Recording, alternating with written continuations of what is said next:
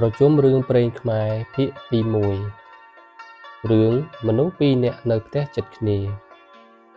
កាលពីព្រេងនាយមានបុរសពីរនាក់នៅផ្ទះជិតគ្នាថ្ងៃមួយបុរសទាំងពីរនាក់នោះបបួលគ្នាទៅដាក់អន្ទាក់សត្វដល់ថ្ងៃរសៀលកងភ្នំក៏នាំគ្នាដើរចេញទៅលុះដល់ព្រៃដែលជាកន្លែងដាក់អន្ទាក់បុរសទី1និយាយថាខ្ញុំនឹងដាក់នៅគល់ឈើនេះបាត់ឈើនេះមានផ្លែយប់សត្វចំណាំតែមកស៊ីផ្លែឈើនេះបុរសទី2ឆ្លើយថាខ្ញុំក៏ចង់ដាក់អន្ទាក់កន្លែងនឹងដែរប៉ុន្តែឥឡូវបើអ្នកដាក់នៅគល់ឈើមានតែខ្ញុំដាក់នៅចុងឈើរួចយើងចាំមើលប្រកឡើងរបស់អ្នកណាជាប់សម្ដឹងនិយាយគ្នាហើយម្នាក់ដាក់នៅគល់ឈើស្រេចហើយវិលមកផ្ទះវិញលាគ្នាទៅផ្ទះរៀងខ្លួនឯអ្នកដាក់អន្ទាក់នៅចុងឈើនោះលុះវិលមកដល់ផ្ទះហើយយប់នោះគិតគ្នាពីអ្នកប្តីប្រពន្ធថាតាំងពីដូនតាមកមិនដែលឮថាអ្នកឯណាដាក់អន្ទាក់លើចុងឈើឲ្យជាប់សត្វជើង4តែនៅលើដីទេឥឡូវនេះអញដាក់នៅលើចុងឈើតើធ្វើដូចម្ដេចនឹងបានសត្វដូច្នេះអញត្រូវរលឹកពីពេលមាន់រងាវទៅមើលបើឃើញសត្វជាប់អន្ទាក់គេនៅដីអញដោះយកទៅចងនឹងអន្ទាក់អញឯចុងឈើដល់ពេលព្រឹកឡើងអញទៅមើលជាមួយអ្នកនោះហើយអញដោះយកសត្វទៅជូនលោកសុភាសេកបើវាមិនសុខចិត្តដូចម្ដេចមុខជាកើតក្តីគង់តែដល់សុភាសេកមិនខានសុភាសេកនឹងកាត់ក្តីឲ្យវាចាញ់ជាប្រកបប្តីប្រពន្ធគិតគ្នាហើយដេកទៅលុះមាន់រងាវរលឹកពីដេកលុបមុខស៊ីស្លាហើយចេញពីផ្ទះដើរដល់អន្ទាក់បានឃើញអន្ទាក់នៅដីជាប់ក្តាន់មួយក៏ដោះយកឡើងទៅចងនៅអន្ទាក់របស់ខ្លួនរួចដំឡើងអន្ទាក់នៅដីដូចដើមក៏ប្រញាប់វិលមកផ្ទះវិញលុះព្រឹកប្រហៀមស្រាងឡើងអ្នកមួយដែលជាអ្នកដាក់អន្ទាក់នៅដីមកស្រែកហៅឲ្យទៅមើលអន្ទាក់អ្នកមួយឆ្លើយថាកុំរលះរលាំងថ្មីអន្ទាក់ខ្ញុំមិនសង្ឃឹមទេត្បិតនៅលើចុងឈើក្រែងតែអន្ទាក់អ្នកនៅដីនោះខ្ញុំមិនហ៊ានថាបើបានចែកគ្នាស៊ីផងពាក្យនេះជាពាក្យចំអកឲ្យអ្នកមួយត្បិតដឹងការមុនហើយ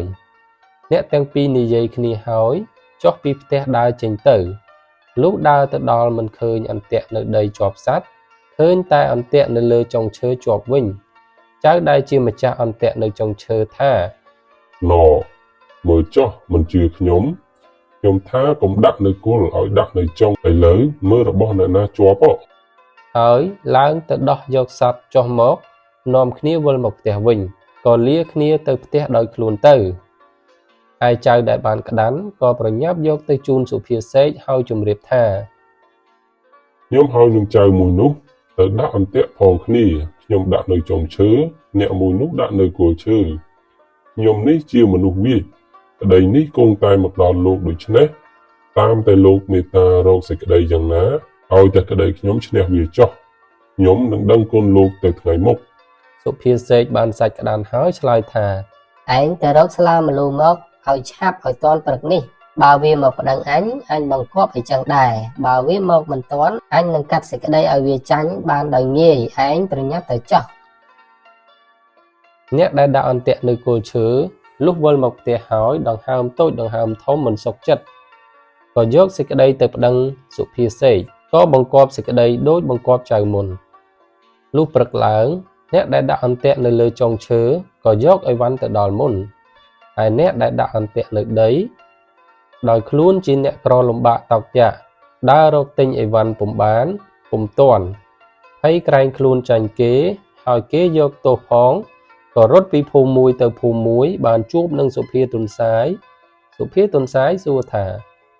មានដំណើរអីបានជារត់ដូច្នេះអបសិនចៅនោះឆ្លើយថាលោកអើយអាណិតដោះទុកខ្ញុំផង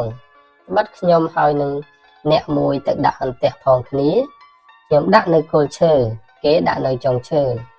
ព្រឹកឡើងទៅមើលពុំឃើញអន្ទាក់នៅដីជាប់សត្វឃើញតែអន្ទាក់នៅចុងឈើជាប់ក្តាន់មួយ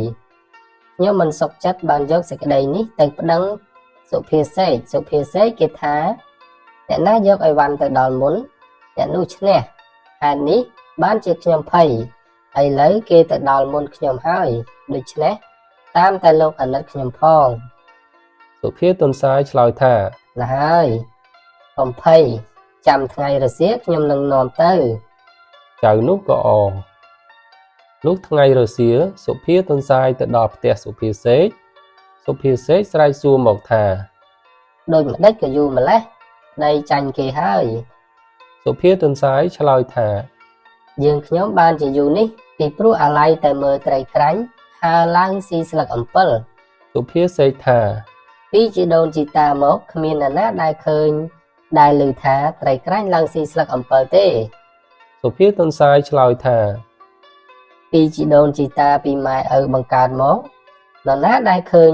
ដែលឮថាអន្ទាក់នៅដីមិនជាប់សត្វតែជាប់ឯអន្ទាក់នៅចុងឈើវិញហើយសត្វជើង4ផងតែឮទេអស់អ្នកស្រុក នោះសុភាសេកស្ងៀមពុំហ៊ានស្ដីតបសុភាទន្សាយក៏កាត់សេចក្ដីឲ្យចៅដែលដាក់អន្ទាក់នៅដីឈ្នះឯសុភាសេកដែលអង្គុយធ្វើជាសុភានោះក៏ខ្មាស់ដោយសារខ្លួនជាអ្នកល្មោបចំនួនសាច់ក្តាន់ក៏ស្ងៀមបែរមុខផ្ទប់ទៅខាងជញ្ជាំងដូចឆ្មាលបកណ្ដុរ